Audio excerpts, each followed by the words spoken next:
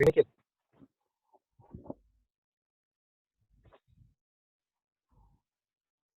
Hello. Hmm?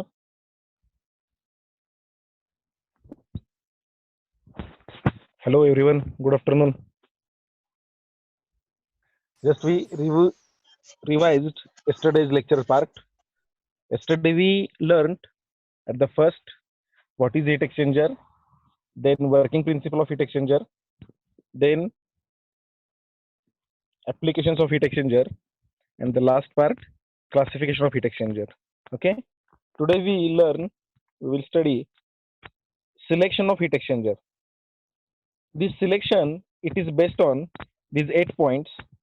For which purpose, for which application, we have to select type of different type of heat exchanger.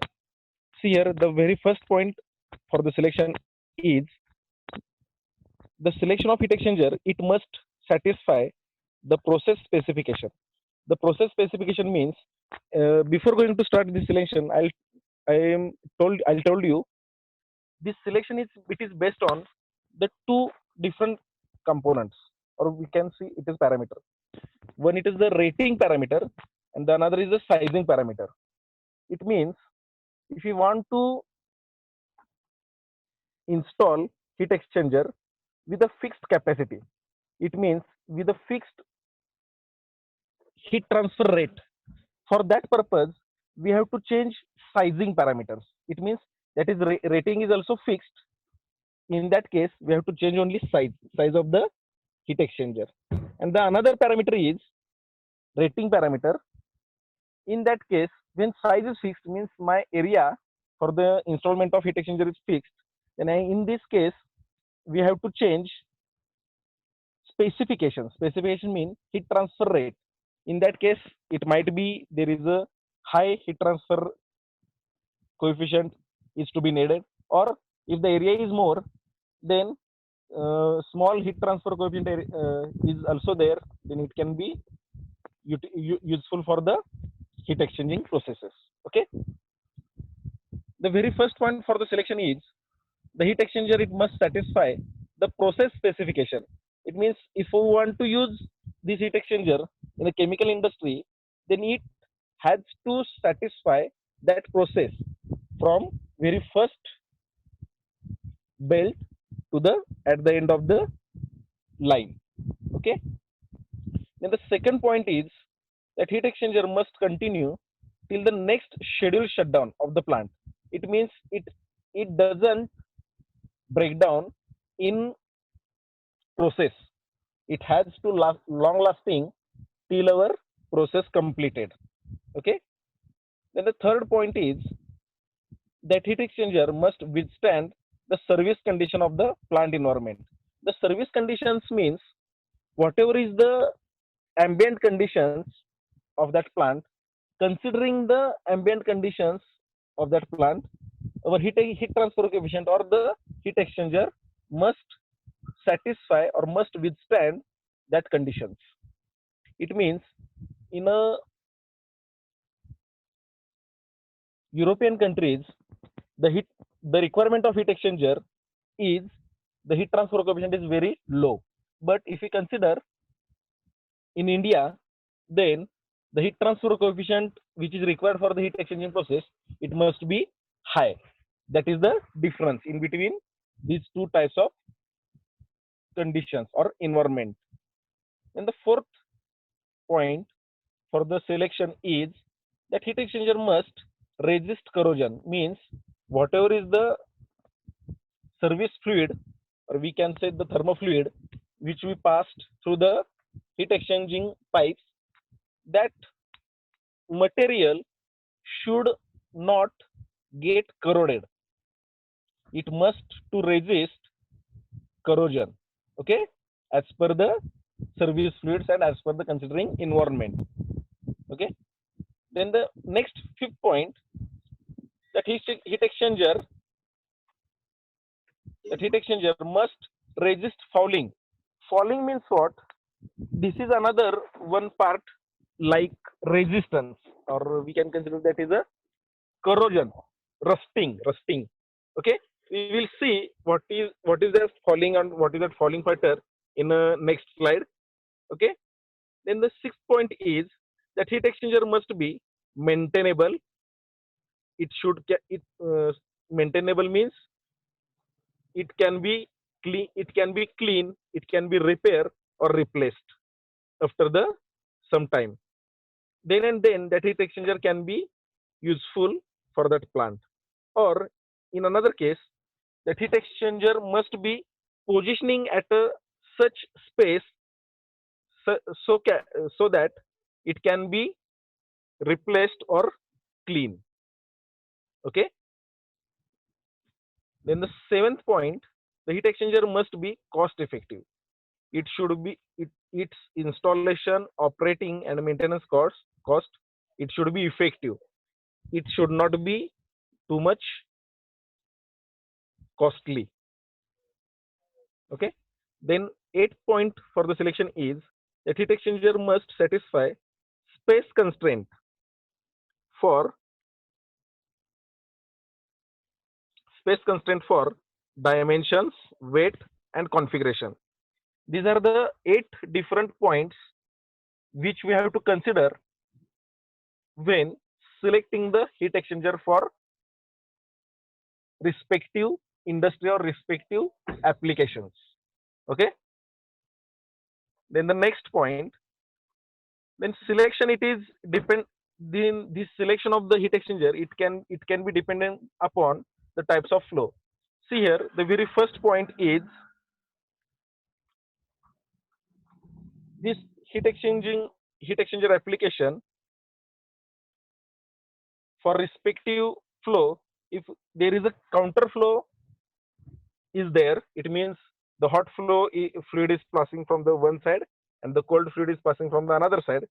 In that case, we have to use counter flow heat exchanger, and by using this counter flow heat exchanger, it requires very minimum area it comparative to other 3 types.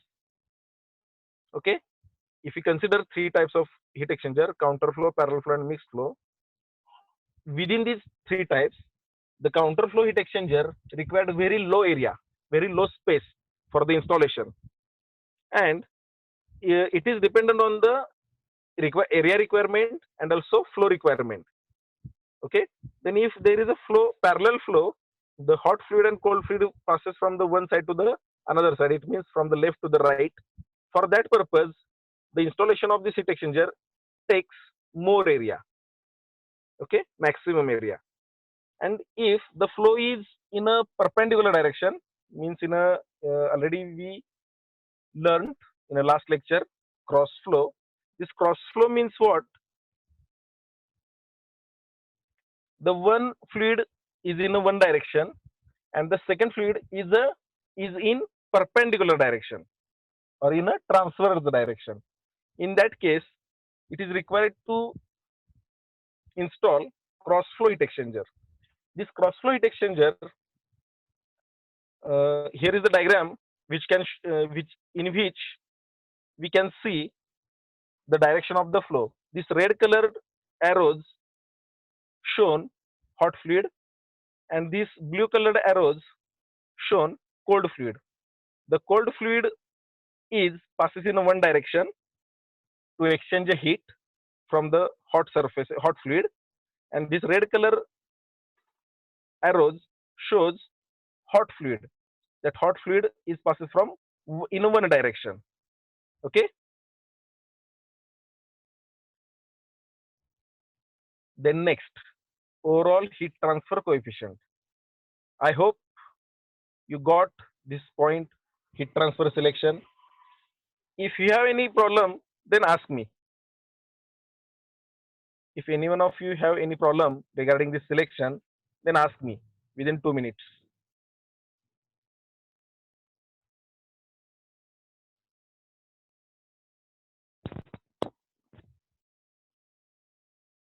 Hello?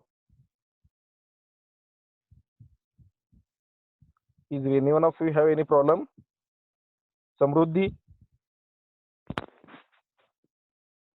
Samruddhi sir Harshal हाँ sir जरा मराठीतून एकदा सांगा sir बर ठीक आहे परत repeat घेऊया आपण ते.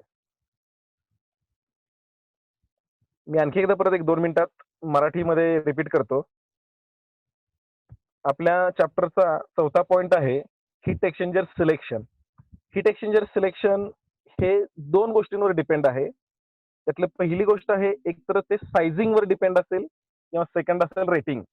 हे 2 पॅरामीटर्स असतात त्याच्यात. सायझिंग और रेटिंग म्हणजेच काय ते मी आणखी एकदा परत रिपीट करतो. सायझिंग म्हणजे तुमची साईज फिक्स आहे, स्पेस फिक्स आहे. तुम्हाला किती बाय किती साईज मध्ये तो हीट एक्सचेंजर इन्स्टॉल करायचा हे फिक्स्ड आहे. काय जर तुमचं साईज फिक्स असेल तर तुम्हाला समजा कमी साईज मध्ये जर तुम्हाला जास्त हीट एक्सचेंज प्रोसेस झाली पाहिजे तर तुम्हाला मोठ्या कॅपॅसिटीचा हीट एक्सचेंजर वापरला पाहिजे. ही पहिली गरज आहे.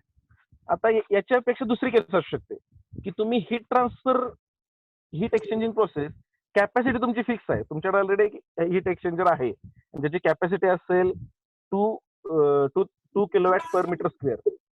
तर तुमच्याकडे हीट एक्सचेंजरची कॅपॅसिटी फिक्स असेल तर तुम्हाला एरिया चेंज केला गेला पाहिजे. तुम्हाला एरिया किती असला पाहिजे म्हणजे कमी जास्त एरियामध्ये तुम्ही वापरू शकता. आता ह्या 2 गोष्टी आहेत, एकतर सायझिंग किंवा एकतर रेटिंग. आता आता आपण हीट एक्सचेंजर जी सिलेक्शन करणार आहे त्या दोन्ही आपण कन्सिडर करतोय या 8 पॉइंट्स मध्ये. हे लक्षात आलं हर्षल? Yes sir. सायझिंग आणि रेटिंग म्हणजे काय? साईज फिक्स असेल तर रेटिंग चेंज केलं पाहिजे आणि रेटिंग फिक्स असेल तर साईज चेंज केली पाहिजे. ठीक आहे. आता यात हीट एक्सचेंजर सिलेक्शन मध्ये सगळ्यात पहिला पॉईंट जो आहे त्या हीट एक्सचेंजरनं प्रोसेस स्पेसिफिकेशन सॅटिस्फाय केलं पाहिजे. प्रोसेस स्पेसिफिकेशन म्हणजे काय? किती अमाऊंट मध्ये हीट एक्सचेंज करायचे, किती अमाऊंट मध्ये त्याला कंडेन्स करायचे, किती अमाऊंट मध्ये त्याला इव्हॅपरेट करायचंय हे फिक्स्ड पाहिजे. त्या हीट एक्सचेंजरचं ते काम आहे. कंडेन्सर हा पण एका टाईपचा हीट एक्सचेंजर आहे.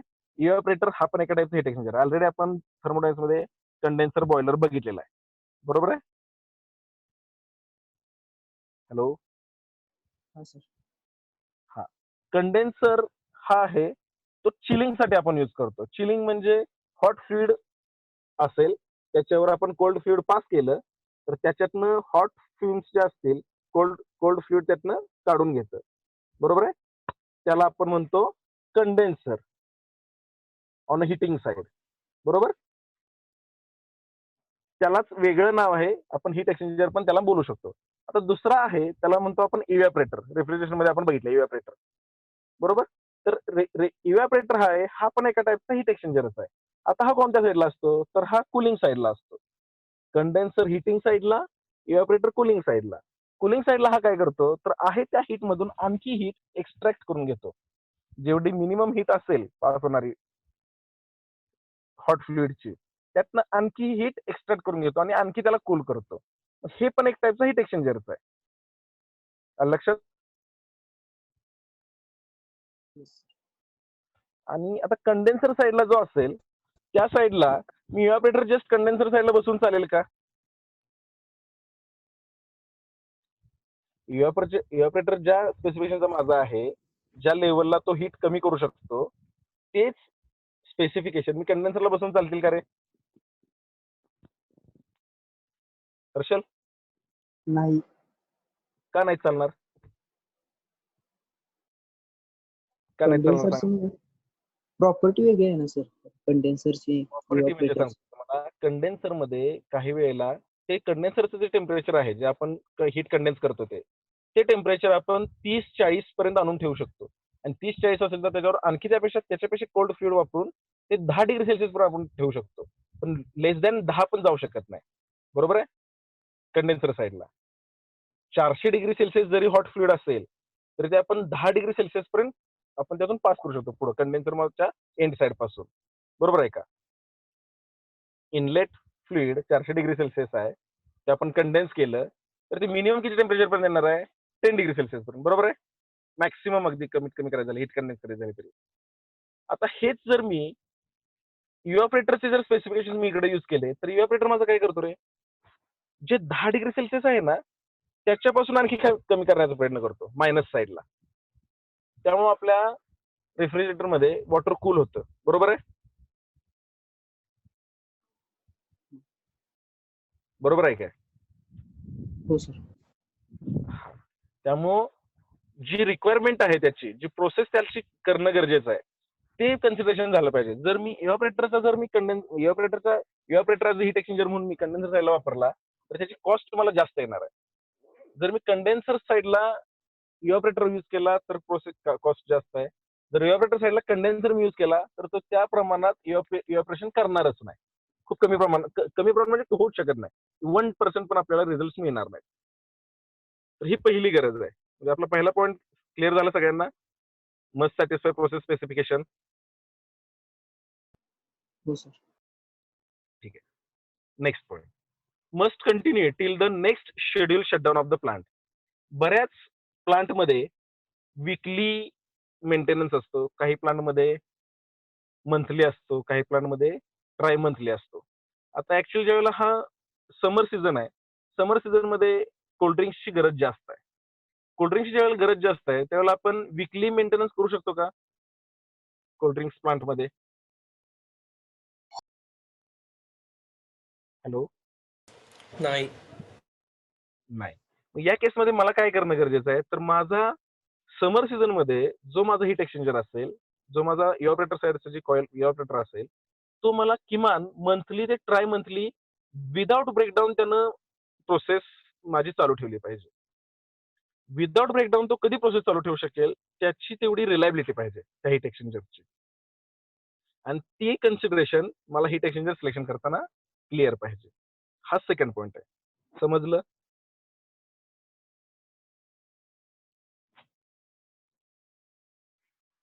सेकंड पॉईंट क्लिअर झाला. हो सर. ठीक आहे.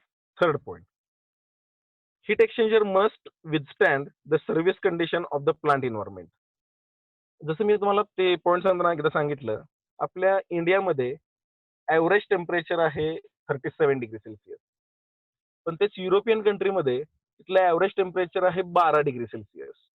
आता जो हीट एक्सचेंजर मला इंडियामध्ये पाहिजे सेम त्याच कॅपॅसिटीचा, त्याच कॉन्फिगरेशनचा, त्या स्पेसिफिकेशनचा मी हीट एक्सचेंजर युरोपियन कंट्रीमध्ये यूज करून चालेल का? नाही. कारण की तिथं मला 37 पासून किंवा 50 डिग्री सेल्सिअस पासून मला कूल नाही करायचं ते फ्लुइड, हॉट फ्लुइड. मला ते किती लेवल पासून कूल करायचंय? 15, 20 डिग्री सेल्सिअस पासून कूल करायचंय युरोपियन कंट्रीमध्ये. बरोबर? तेव्हा तिथं मला हीट ट्रान्सफर कोएफिशियंट जास्त पाहिजे, पण त्याचं मॅक्सिमम टेम्परेचर पण कमीच आहे ना.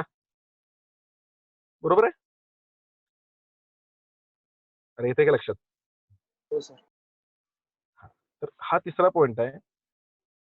तिथले अँबियंट कंडिशन्स काय आहेत आणि अँबियंट कंडिशन्सनुसार तिथला जो हीट एक्सचेंजर असेल आपण जो इन्स्टॉल करणार आहे तो हीट एक्सचेंजरनं ऑप्टिमम रिझल्ट दिले पाहिजेत अँबियंट कंडिशननुसार. जो दुसरा एक केस सांगतो मी. जो हीट एक्सचेंजर आपल्या सातारा जिल्ह्यात किंवा सांगली जिल्ह्यात पाहिजे सेम तोच हीट एक्सचेंजर मी नागपूर जिल्ह्यात यूज करून चालेल का? नाही. नागपूरमधले पण सर्व्हिस कंडिशन्स वेगळे आहेत. नागपूरमध्ये ॲव्हरेज टेम्परेचर आहे 45 डिग्री सेल्सिअस. सातारा सांगली जिल्ह्यात ॲव्हरेज टेम्परेचर आहे 34 degree Celsius. Average throughout year. आलं का लक्षात? जी मिल्क आणखी एक मी तुम्हाला एक्सप्लेनेशन सांगतो. आपल्या इकडे ज्या डेअरीज आहेत, मिल्क प्रोसेसिंग युनिट, आपल्या इकडे जे मिल्क प्रोसेसिंग युनिट आहेत तिथं जो हीट एक्सचेंजर वापरला जातो सेम त्याच कॅपॅसिटीचा, सेम त्याच साईजचा हीट एक्सचेंजर नागपूरच्या ज्या मिल्क प्रोसेसिंग युनिट असतील तिथे यूज करून चालेल का?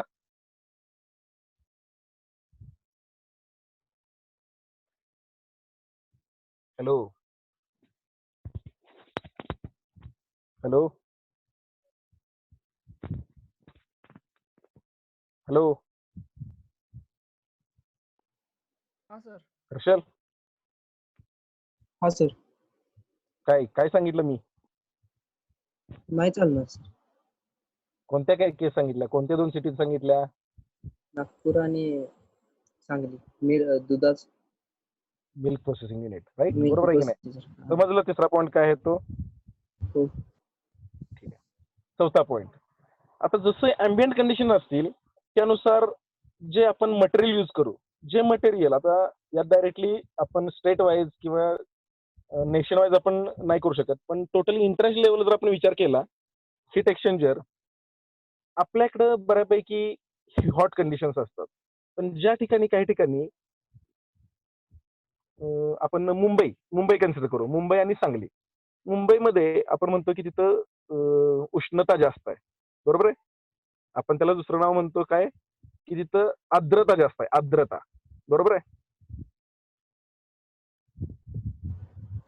समजतंय काय? ह्युमिडिटी ना सर. Humidity right. ह्युमिडिटी. तर जिथं ह्युमिडिटी जास्त असेल तिथं रस्टिंगचा प्रॉब्लेम जास्त होतो. कुठल्याही मेटलचा. Rusting, corrosion. तर करोजन जे मटेरियल मुंबईतल्या हीट एक्सचेंजरसाठी आपल्याला वापरायचंय, सेम तेच मटेरियल मला सांगली जिल्ह्यातल्या हीट एक्सचेंजरसाठी वापरून चालेल का? नाही. कारण की मुंबईमध्ये जे मला वापरायचंय तर चांगल्या क्वालिटीचं जे रस्टिंग होणार नाही, करोजन होणार नाही, या प्रकारचं मला वापरलं पाहिजे. सांगलीमध्ये एवढी मला गरज नाही. जे जे मुंबईमध्ये हीट एक्सचेंजर वापरायचं आहे, ते तिथे जर 5 वर्ष रिलायबिलिटी देत असेल, तर तोच हीट एक्सचेंजर मला सांगलीमध्ये 10 वर्ष रिलायबिलिटी देणार आहे. आलं का लक्षात? Yes sir. समजला चौथा पॉईंट समजला? Yes sir. ठीक आहे. पुढचा 5वा point. Heat exchanger must resist fouling. Fouling म्हणजे काय? तुम्हाला केमिस्ट्रीमध्ये झालंय बघा, रस्टिंग, स्लज फॉर्मेशन. केमिस्ट्रीमध्ये झालंय का तुम्हाला स्लज फॉर्मेशन? वॉटर चॅप्टर मध्ये नाही असेल sir. कदाचित. तर ठीक आहे, सांगतो ते काय असं सांगतो. आपण काही आपल्या थर्मोडायन्स लॅबमध्ये ते हीट एक्सचेंजरचे काही इक्विपमेंट आहेत बघा. तिथं काही एखाद्या पाईप ट्यूब्सवर एक पांढरा आणि हिरव्या कलरचा एक लेअर तयार झालेला आहे बघा. पांढरी आणि हिरवी. किंवा घरात कदाचित तुमच्या एरियात जर काही वॉटर पाईपलाईन्स असतील म्युन्सिपाल्टीच्या, तर त्याच्यावर पांढरी आणि हिरवी एक लेअर तयार होते बघा, किंवा जिथं व्हॉल्व असतो तिथं ग्रीन कलरचा एक शैवाळ तयार झालेला असेल, तसे एक फॉर्मेशन टोटल त्या ट्यूबवर तयार झालेली असते. बघितले ते कधी? Yes sir. हा. ते हिरवी आणि पांढरी लेअर असते ना, त्याला आपण म्हणतो स्लज फॉर्मेशन. आता हे फक्त बाहेरून तयार होत नाही ट्यूबच्या बाहेर, ती ट्यूबच्या आत पण होते. मग ती ट्यूबच्या आत जर तयार झाली तर आपला फ्लो समजा मला 1 मीटर क्यूब पर अवर पाहिजे असेल तर तो फिक्स राहणार नाही, तो त्यापेक्षा कमी होणार. मला माझा हीट ट्रान्सफर कोएफिशियंट समजा 10 वॅट पर मीटर स्क्वेअर पर डिग्री केल्विन पाहिजे असेल, तो पण तेवढा राहणार नाही, 10 पेक्षा तो कमी होणार. बरोबर आहे? म्हणजे रिड्यूस होणार. जर माझा हीट ट्रान्सफर कोएफिशियंट रिड्यूस झाला, माझा फ्लो रिड्यूस झाला, तर मला अप्रॉक्सिमेट जेवढी अपेक्षित मला हीट एक्सचेंजिंग आहे, जो रेट आहे, तो मला मिळेल का? हॅलो? नाही सर. नाही. लॉस होणार. नाही मिळणार. आलं लक्षात? फॉलिंग म्हणजे काय असतं? ते स्लज जे फॉर्मेशन होतं ट्यूबच्या इनर साईडला किंवा ट्यूबच्या आउटर साईडला, त्याच्या स्लज फॉर्मेशनमुळे अपेक्षित जो मला हीट ट्रान्सफर रेट आहे तो मिळत नाही. त्यामुळे ते फॉलिंग नाही झालं पाहिजे. Resist to the falling. Okay? ठीक आहे. Next point, 6th point. Heat exchanger must be maintainable. त्याचा मेंटेनन्स करता आला पाहिजे. आपण मिल्क इंडस्ट्रीला तुम्ही मला वाटतं भेट दिलेली नसेल. आपण मिल्क इंडस्ट्रीला एकदा भले ह्या वेळेला नाही जमलं तर पुढच्या वेळेला डेफिनेटली वेळ काढून आपण एक व्हिजिट करूया. जो हीट एक्सचेंजर जो असतो, कंडेन्सर एक असतो, तो बघा त्या डेअरीच्या बाहेरच्या साईडला असतो, कुठल्या तरी एका कोपऱ्यात असतो. त्याचं कारण काय? तर जसं आपण आता सांगतोय, हे मी तुम्हाला फॉलिंग सांगितलं, करोजन सांगितलं, सर्व्हिस कंडिशन सांगितल्या, तर त्याचा मेंटेनन्स गरजेचा असतो. त्याचा दर 3 महिन्यानंतर 6 महिन्यानंतर मेंटेनन्स करणं गरजेचं आहे. मेंटेनन्स म्हणजे काय? व्हॉल्व्ह कुठला खराब होऊ नये, जर स्लज फॉर्मेशन झालं तर तो रिपेअर करता यावा, ते स्लज क्लिअर करता यावं, तर ते मेंटेनन्स करता यावा त्याचा. समजा त्याला काही गरज समजा पडली की एखादी पाईप करोड झाले आणि ती करोजन झालेली पाईप तेवढीच काढायची, रिप्लेस करायची, तर ती आपल्याला रिप्लेस करता यावी. त्यासाठी जो हीट एक्सचेंजर हा पार्ट असा आहे की जो तुम्हाला क्लीन करता आला पाहिजे ब्रेकडाऊन पिरियडमध्ये. ते होत असेल तर तो आपल्याला हीट एक्सचेंजर इफेक्टिव्ह आहे, आपल्याला कॉस्ट इफेक्टिव्ह आहे, परवडणार आहे आपल्याला. जर तसं नसेल तर आपल्याला तो परवडणार नाही. त्याची इनिशियल कॉस्ट खूप असते. आलं लक्षात? Yes sir. ठीक आहे. Next point. Heat exchanger selection must be cost effective. Cost effective means total cost. Total cost means installation cost, initial purchase cost, then operating cost means running cost, and maintenance cost. आता maintenance cost जर समजा मी heat exchanger use करतोय आणि त्याच्या maintenance मध्ये मला पर तो वापरा तुम्ही, म्हणजे चालू ठेवा किंवा बंद ठेवा, तरी मला करोजन तर होणारच आहे, म्हणजे मेंटेनन्स कॉस्ट वाढली माझी. इन्स्टॉल करताना जर मी किती साईज मध्ये करतोय, इन्स्टॉलची कॉस्ट आली माझी. आणि मी ऑपरेट चालू ठेवा वगैरे बंद ठेवा, माझी मेंटेनन्स कॉस्ट तर असणारच आहे. तर हा ऑप्टिमम साईजला असला पाहिजे. म्हणजे माझी गरज कितीची आहे, तर 3 वॅट पर मीटर स्क्वेअर पर डिग्री केल्विन एवढा माझा हीट ट्रान्सफर कोएफिशियंट पाहिजे. आणि त्याच्यामुळे मला काहीतरी समजा एक 2 किलोवॅट पर मीटर स्क्वेअर एवढी हीट एक्सचेंज झाली पाहिजे. जर समजा ती जर होत नसेल माझी, तर तुम्हाला कॉस्ट इफेक्टिव्ह आहे का हीट एक्सचेंजर? हॅलो. नाही. म्हणजे माझ्याकडं किती कॉस्ट आहे, माझ्याकडे 100 रुपये आहेत, तर माझ्या 100 रुपयाला किती बेस्ट मला हीट एक्सचेंजर मिळेल, installation, running, operation, maintenance cost सगळं कन्सिडर करून तो मला बघितला पाहिजे. महिन्याला मी 100 रुपये किंवा मी महिन्याला 1 लाख रुपये फक्त खर्च करू शकतो, एक मिल्क इंडस्ट्री असतील, मिल्क प्रोसेसिंग युनिट असतील तर. त्यापेक्षा जास्त नाही पाहिजे. पण जर समजा माझ्याकडं 1 लाख रुपये आहेत, पण माझ्या हीट एक्सचेंजरची रनिंग कॉस्ट, इन्स्टॉलेशन कॉस्ट, म्हणजे त्या टोटल कॉस्ट ती त्यापेक्षा जास्त होते, तर तुम्हाला हीट एक्सचेंजर परवडणार आहे. म्हणजे मी मोठ्या रेटिंगचा किंवा मोठ्या साईजिंगचा घेतला तर तो मला इफेक्टिव्ह नाही. मला अप्रोप्रिएट साईजचा, अप्रोप्रिएट रेटिंगचा, गरजेनुसार तेवढाच हीट एक्सचेंजर मला सिलेक्ट करता यायला पाहिजे. जसं की आपण काही न्यूमेरिकल सॉल्व्ह करतो, न्यूमेरिकल सॉल्व्ह करून आपण काढतो की हा या ऍप्लिकेशनसाठी हीट किती ट्रान्सफर होते, तर 2 किलोवॅट होते. 2 किलोवॅट हीट ट्रान्सफर होते, तर मला 2 किलोवॅट हीट ट्रान्सफर करणाराच हीट एक्सचेंजर सिलेक्ट केला पाहिजे. 10 किलोवॅट हीट ट्रान्सफर करणारा हीट एक्सचेंजर सिलेक्ट करून उपयोगाचं नाही. आलं का लक्षात? त्याची कॉस्ट खूप येणार. समजलं? येस. आणि लास्ट पॉइंट आहे, heat exchanger must satisfy space constraint, dimensions, weight and configuration. त्याचं वेट, डायमेन्शन्स, जी आपली गरज आहे त्याला ते सुटेबल पाहिजे. माझ्या इथं जर अवेलेबल एरिया 10x10 असेल, 10 मीटर बाय 10 मीटर, तर त्या 10 मीटर बाय 10 मीटर मध्येच तो बसला पाहिजे. त्या केसमध्ये मला त्याचं रेटिंग वाढवून घेता आलं पाहिजे, पण साईज मध्ये तो फिक्स्ड बसला पाहिजे. बरोबर आहे? ही आहे लास्ट कंडिशन. काय कोणाला प्रॉब्लेम आहे आता हे सिलेक्शन मध्ये? नाही, ठीक आहे. Next point. आता या सिलेक्शन मध्ये फक्त एक थोडा ऍडिशनल पॉईंट आहे, जे फ्लो अवेलेबल असला तर आपण असं तर करू शकत नाही, मग त्या केसमध्ये मला एक्स्ट्रा पायपिंग वगैरे करायला पाहिजे. जर अवेलेबल फ्लो मला दोन्ही लेफ्ट साईडला असतील, लेफ्ट साईड म्हणजे कुठल्या तरी एका कोपऱ्यात असतील, हॉट फ्लुइड आणि कोल्ड फ्लुइड, तर जर दोन्ही फ्लो एका साईडला असतील तर मला पॅरलल फ्लो हीट एक्सचेंजरच यूज करता यायला पाहिजे. ही पहिली गरज आहे. आता त्यात दुसरी केस, तर दोन्ही दोन्ही फ्लुइड मला एकाच साईडला अवेलेबल आहेत, पण माझी साईज कमी आहे, तर त्या केसमध्ये मला एक्स्ट्रा पाईप कनेक्शन पाहिजे, की जेणेकरून एका साईडहून मी हॉट फ्लुइड पास करेन आणि त्याच्या ऑपोजिट साईडहून कोल्ड फ्लुइड पास करेन. पण हे कधी, जर मला एरिया कन्स्ट्रेंट असेल तर, एरिया मिनिमम असेल तर. मिनिमम एरियात मॅक्सिमम हीट ट्रान्सफर फक्त आणि फक्त काउंटर फ्लो हीट एक्सचेंजरच देऊ शकतो. क्लिअर? Yes sir. आणि जर तुमच्याकडे एरिया कन्स्ट्रेंट नसेल, एरिया जर खूप अवेलेबल असेल, तर तुम्ही parallel flow heat exchanger use करू शकता. पण जनरली सगळीकडे काउंटर फ्लो हीट एक्सचेंजरच यूज केले जातात. ठीक आहे, इंडस्ट्रीमध्ये. आणि मिल्क युनिट जे असतील, मिल्क प्रोसेसिंग युनिट, जे तुम्हाला मी कंडेन्सर सांगितलं, त्या कंडेन्सरच्या केसमध्ये क्रॉस फ्लो युनिट असतात. जे हॉट फ्लुइड असतं इंडस्ट्रीमधलं, ते हॉरिझॉन्टल पाईप्स म्हणून पास होत असतं, आणि वॉटर जे असतं आपण कुलिंग वॉटर, ते आपण व्हर्टिकली पास करत असतो. त्याला म्हणतो आपण cross flow heat exchanger. Actually condenser हा एक टाईपचा क्रॉस फ्लो हीट एक्सचेंजर आपण यूज करतो. क्लिअर?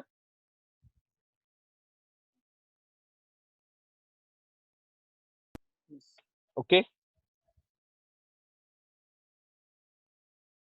हॅलो. Yes sir. मला वाटतं सिलेक्शनचा पार्ट अगदी क्लिअर झालाय सगळ्यांना. येस.